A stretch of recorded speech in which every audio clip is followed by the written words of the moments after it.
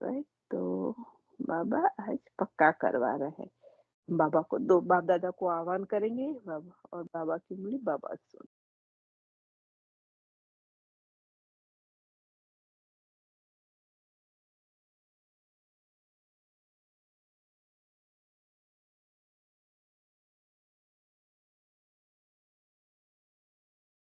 शांति। आज की मूल्य की 3/11 3 नवंबर 81 की मूल्य है। ओम शांति अव्यक्त बाप दादा मधुबन। तो आज का मूल्य का टाइटल है योद्धा नहीं, जो युद्ध करता है बार बार, राइट। बाबा कहते हैं योद्धा नहीं, दिल तक नशीन बनो, क्योंकि बाबा के दिल तक नशीन। लाइक बाबा हमारी बुद्धि में हो और हम बाबा की बुद्धि में, इसको बोलते हैं दिल तक नशीन। बाबा कहते हैं योद्धा ने दिल तक नशीन बनो। युद्ध में क्या होता है, बाबा याद नहीं आता, कोई और बात है और बाबा हम भूल जाते हैं। इसीलिए फिर हमें युद्ध करना पड़ता है ना, हमारी फाइट होती है अपने आप से, राइट।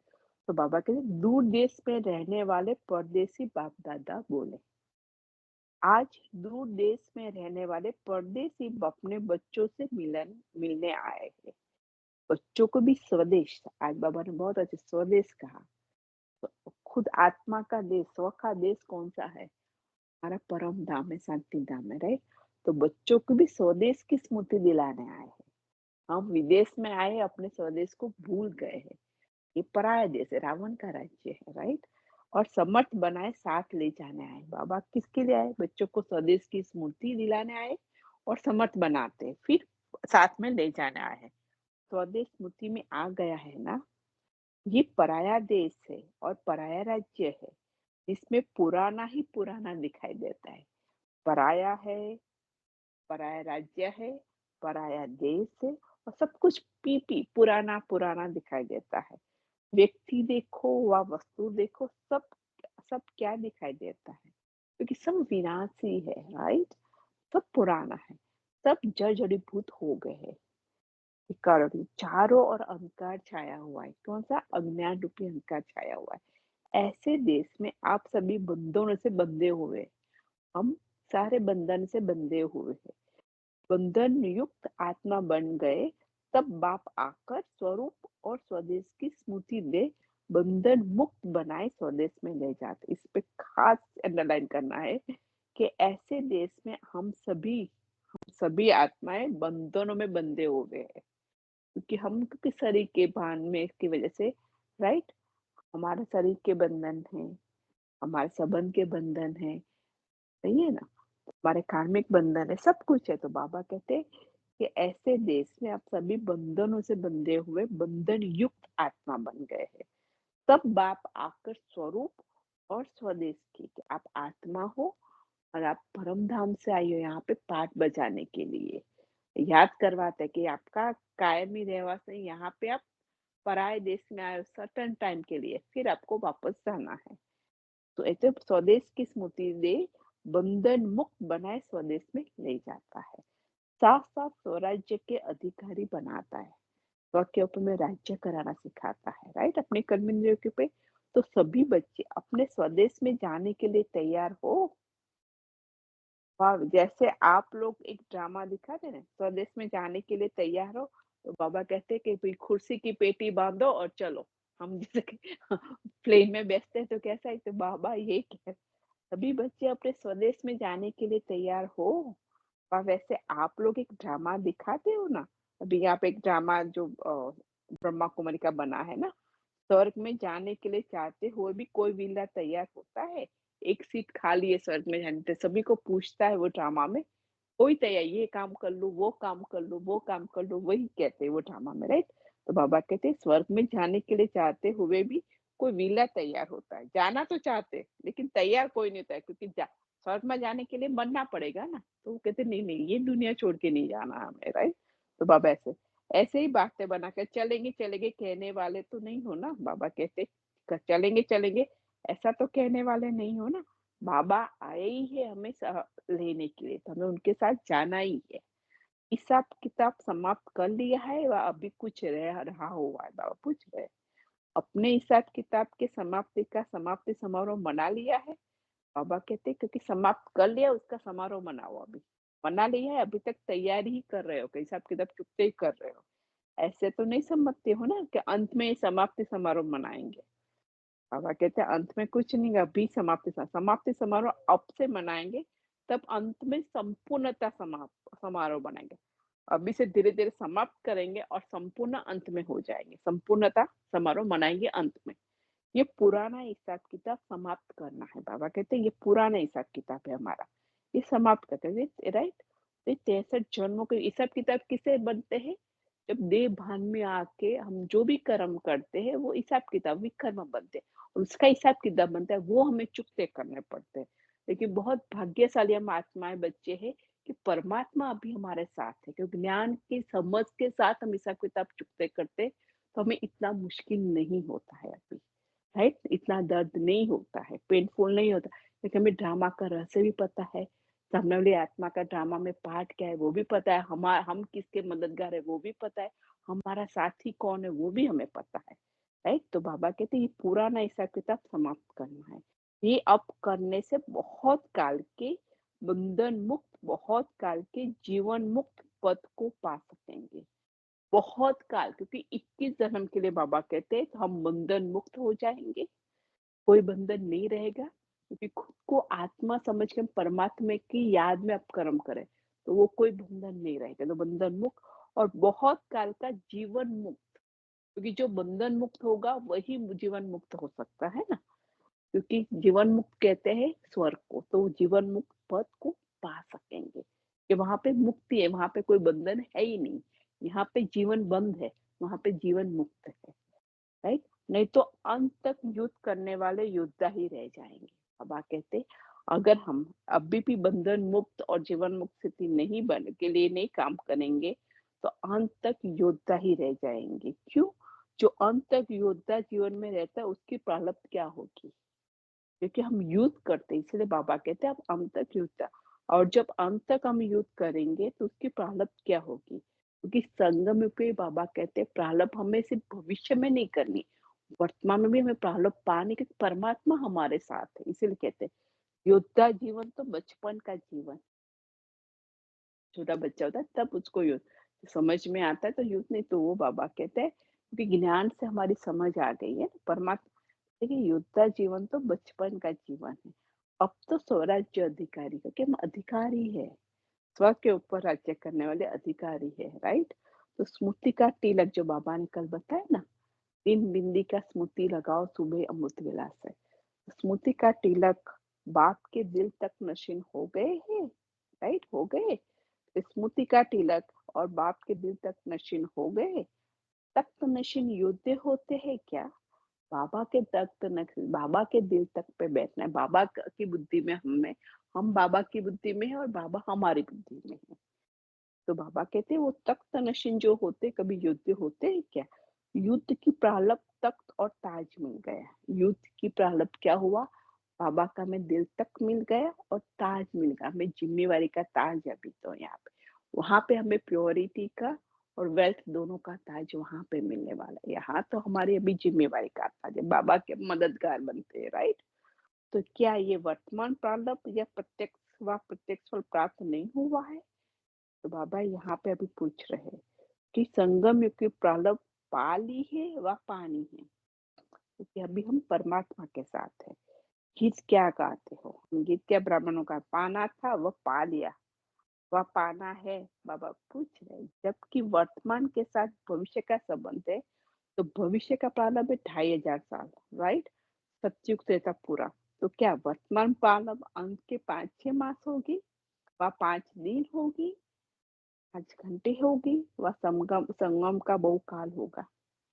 बहुत काल के जब से हम ब्राह्मण बने तब से है, या बाबा कहते हैं अंत में होगी 5-6 महीना, 5-6 दिन, 5 घंटा, ऐसे नहीं, राइट? अगर संगम युग की प्रारब्ध बहुत काल की नहीं होगी, तो भविष्य प्रारब्ध बहुत काल कैसे होगी? तो ये बाबा वाइस वर्सा, अगर संगम की प्रारब्ध हमारी ज्यादा है, तभी हमारी भविष्य की प्रारब्ध ज्यादा है। अगर संगम की प्रारब्ध कम है, भविष्य की प्रारब्ध भी हमारी कम होगी। वहाँ के 2500 वर्ष, यहाँ के 25 वर्ष भी नहीं होंगे, राइट? वहाँ के 2500 साल है प्रारब्ध और यहाँ के 25 साल भी नहीं होंगे, बाबा ये पूछ रहे हैं। डायरेक्ट बाप के बच्चे बन संगम युग का सदा काल का वर्षा न पाया तो पाया ही क्या। डायरेक्ट परमात्मा ने कल बताया 3 लकीर बाबा देख रहे थे, राइट। बाप बन के बाबा क्या देते हैं कि बच्चों को वर्षा देते हैं, राइट, पालना देते हैं। तो कल बाबा ने बताया बच्चों को मैं पालना करता, पालना की लकीर भी बाबा देख रहे थे। फिर स्वयं परम आत्मा आके हमें शिक्षा देते, शिक्षक बन के हमें शिक्षा देते और गुरु बन के हमें वर्षा देता, प्राप्तियां कराता है, राइट। तो वही चीज बाबा, तो बाबा यही कहते कि डायरेक्ट बाप के बच्चे बने हम तो संगम युग का सदा काल का वर्षा न पाया तो पाया ही क्या। सर्व खजानों के खानों के मालिक, राइट। सर्व खजानों, परमात्मा जो भी खजाने, हम उसके बालक है, तुम सर्व खजाने के मालिक है, मालिक, राइट। तो सर्व खजानों के खानों के मालिक, उसके बालक बन खजानो संपन्न नहीं बने। कोई सर्व खजाने के जो खानों के मालिक है परमात्मा, उसके हम बालक बने हैं, खजानो संपन्न नहीं बने हैं। बाबा कहते हैं वो सागर है, हम मास्टर है, राइट। तो हम सारे खजाने के मालिक है ही। तो वो कहते खजानों से आप सब भरपूर नहीं बने हो, मालिक के बालक बनकर क्या किया, परमात्मा मालिक है, राइट, और उसका बालक बने और हम अभी भी खाली है, मांगते रहते हैं। तो वो बाबा कहते तो क्या किया हमने। बाबा कहते अभी हम जीवन में क्या कहते, ब्राह्मण जीवन सफलता हमारा जन्मसिद्ध अधिकार है। तो ये कहते हैं ना, तो सदा सफलता का अनुभव नहीं किया तो जन्मसिद्ध अधिकार बन के क्या किया। बाबा कहते हम कहते हैं लेकिन उसका अगर अनुभव नहीं किया तो अधिकारी बन के क्या किया हमने। भाग्य विधाता के दोनों बाप के बच्चे बने, दोनों हम अलौकिक और परलौकिक दोनों बाप के बच्चे हैं।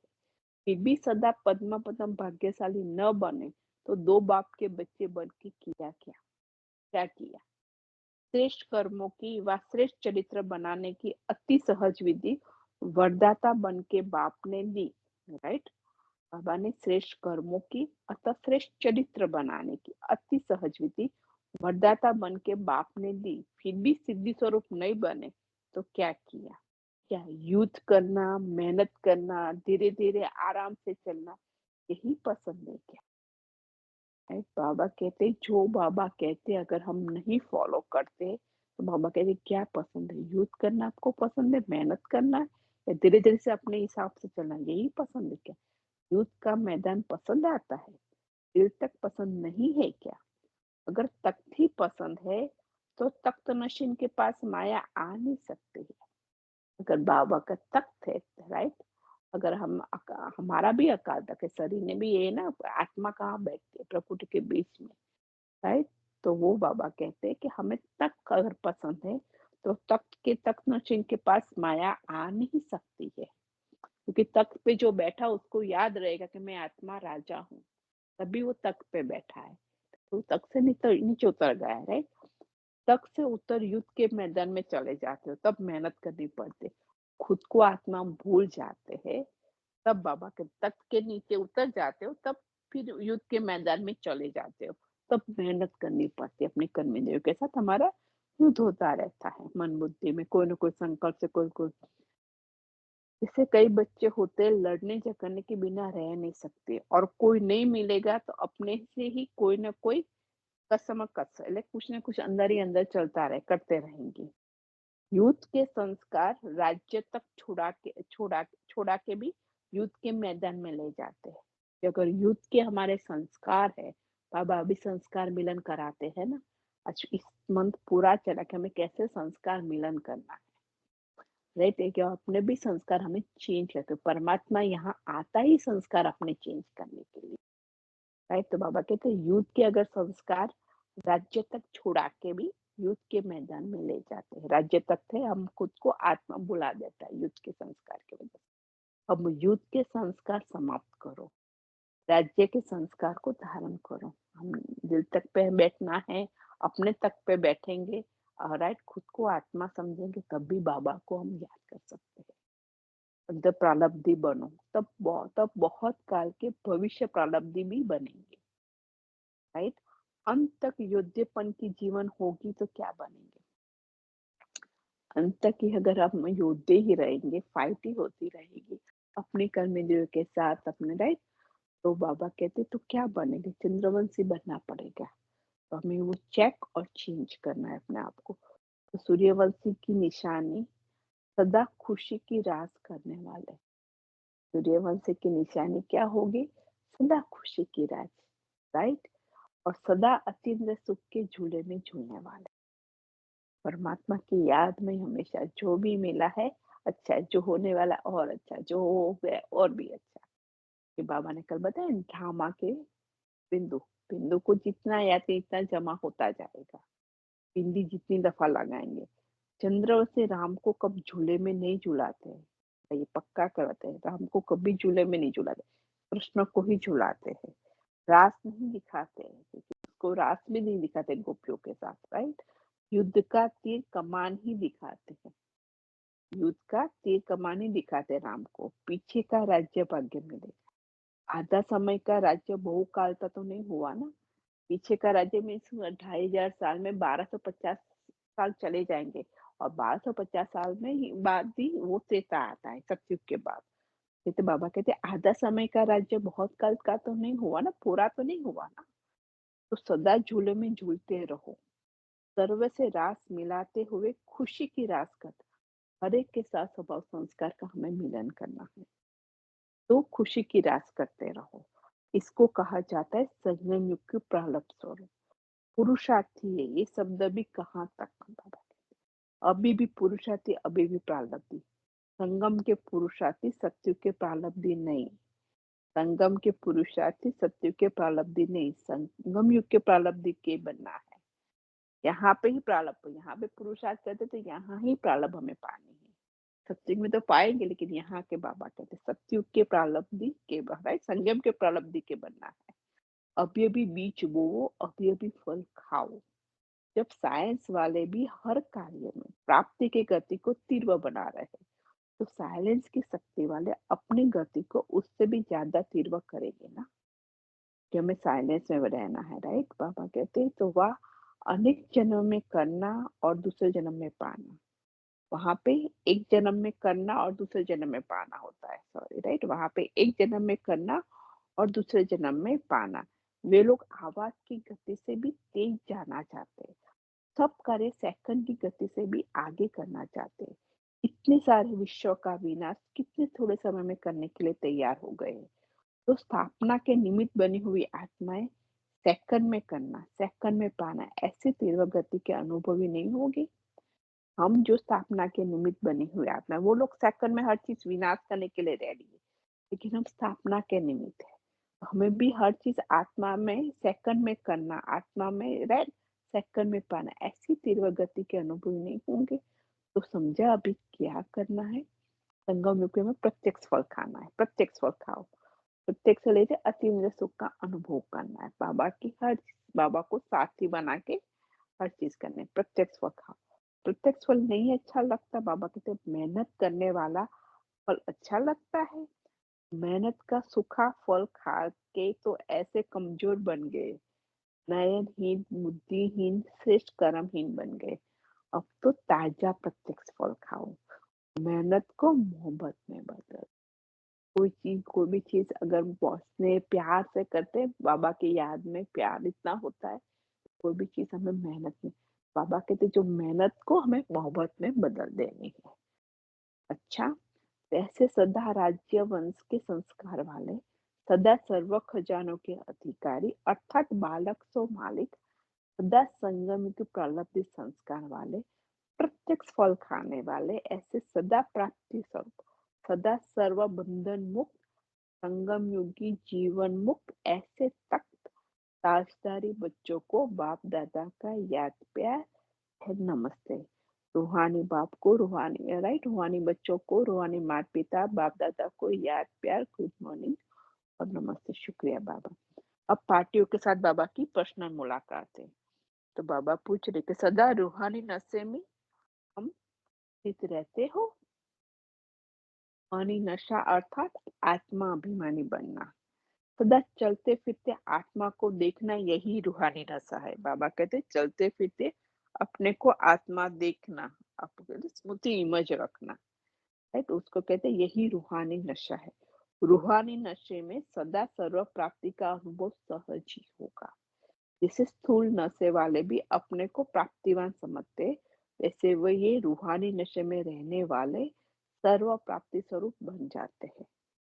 इस नशे में रहने से सर्व प्रकार के दुख दूर हो जाते हैं।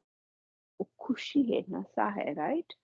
बाबा के जो ये नशे में रहते हैं उसके सर्व प्रकार के दुख दूर हो जाते हैं। दुख और अशांति को विदाई हो जाती है। तो खुद को हम आत्मा समझेंगे, बिंदी समझेंगे, तो हमें दोनों बिंदी भी याद आएगी, परमात्मा भी और ड्रामा बिंदी भी। तो हर चीज दुख अशांति ऑटोमेटिक हमारे जीवन से विदाई हो जाएगी।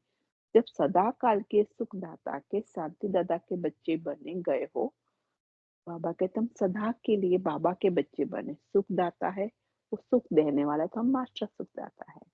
वो शांति देने वाला, तो हम मास्टर शांति दाता है के बच्चे बन गए। तो दुख अशांति को विदाई हो गई ना, उसके बच्चे बन गए, तो हमारे जीवन से दुख और अशांति की हमेशा के लिए विदाई हो गई। अशांति का नाम निशान भी नहीं। शांति के सागर के बच्चे अशांत कैसे हो सकते? आप शांति के सागर के बच्चे हो तो अशांत कैसे हो सकते? रूहानी नशा अर्थात दुख और अशांति की प्राप्ति में रूहानी नशा रहना चाहिए कि हमारे दुख और अशांति की हमारी प्राप्ति हो गई, समाप्ति हो गई है, राइट? तो बाबा कहते उसकी विदाई का समारोह मना दिया, क्योंकि दुख और शांति की उत्पत्ति होती है अपवित्रता से। दुख और अशांति की उत्पत्ति कहाँ से होती है? अपवित्रता से। जहाँ अपवित्रता नहीं, वहाँ दुख और अशांति कहाँ से आई? कि बाबा हमें मन से भी पवित्र संकल्प करना सिखाते हैं, तन से भी पवित्र बनाते हैं, राइट? हमें मनसा वाचा कर्मणा भी बाबा कहते किसी को भी नहीं दुख, हर चीज हमें प्योर बनानी है। तो कैसे हमारी दृष्टि भी प्योर होती है, हमारी सृष्टि, क्योंकि हम संकल्प भी हर एक के लिए, हम पहले तो हर एक आत्मा को हम भाई भाई समझते, दृष्टि हमारी आत्मा भाई की होती है, राइट? फिर हर एक को हमें बाबा के बच्चे, हम हर एक को कल्याण की भावना, हर एक को शुभ भावना शुभकामना देते हैं, किसी के बच्चे, और हर एक के ऊपर रहम भाव, परमात्मा के मददगार है, स्थापना के निमित्त है, राइट? तो वही चीज अगर जब याद रहती है, तो बाबा कहते हैं जहाँ अपवित्रता नहीं, वहाँ दुख अशांति कहाँ से आए? किसी के लिए हमारी वृत्ति भी नहीं ऐसी है, राइट? दृष्टि भी नहीं है, वृत्ति भी नहीं, तो कृति भी ऐसी ही होगी ना। बाबा कहते हैं जहाँ अपवित्रता नहीं, वहां दुख अशांति कहाँ से आई? पतित पावन बाप के बच्चे मास्टर पतित पावन हो गए, जो औरों को पति से पावन बनाने वाले हैं। हम बच्चे जो औरों को पति से, जो पतित बने उसको हम पावन, अपवित्र है उसको हम पवित्र बनाते हैं, तो वो स्वयं भी पावन हो गए ना। जो पावन पवित्र आत्माएं है उनके पास सुख और शांति स्वतः ही है। तो पावन आत्माएं, श्रेष्ठ आत्माएं, विशेष आत्माएं, कल बाबा ने बताया महान आत्माएं किसको कहते हैं, तो बाबा आज बता रहे हैं जो पावन आत्मा है, श्रेष्ठ आत्माएं, विशेष आत्माएं हो, विश्व में महान आत्माएं हो, क्योंकि बाप के बन गए। महान क्यों है? क्योंकि हम बाप के बन गए। सबसे बड़े से बड़ी महानता है पावन बन, बाप के बन गए और पावन बन गए, इसलिए बाबा कहते हैं आप महान आत्मा। इसलिए आज भी इस महानता के आगे सिर झुकता है। वह जड़ चित्र किसके है मंदिरों में? अभी मंदिर में जाएंगे तो क्या समझेंगे किसकी पूजा हो रही है? स्मृति में आता है ना कि हमारे ही जड़ चित्र है। ऐसे अपने को महान आत्मा समझ के चलो। कल जो योग किया पूरा 1 घंटा, वही बाबा ने पूज्य स्वरूप का करके कि अपने भक्त आत्माओं को सुख दे, क्योंकि हमें देखना है कितने भक्त लाइन में खड़े, हर एक को सुख शांति का अनुभव करना है, कराना है हमें, राइट? और आत्मा को जो चाहिए शुभ भावना आती है, श्रेष्ठ जो उसकी शुभ भावना शुभकामना उसकी फलप्रूत, राइट? परमात्मा के नजदीक हो, उसके लिए बाबा ने हमें निमित्त बनाया। कल पूज्य स्वरूप का पूरा 1 घंटे का योग था, बहुत अच्छा रहा होगा सभी आत्माओं को, राइट? तो वो बाबा कहते हैं कि स्मृति में आता है कि हमारे ही जो चित्र है, ऐसे अपने को महान आत्मा समझ कर चलो। ऐसे दिव्य दर्पण बनो जिसमें अनेक आत्माओं को अपनी असली सूरत दिखाई दे।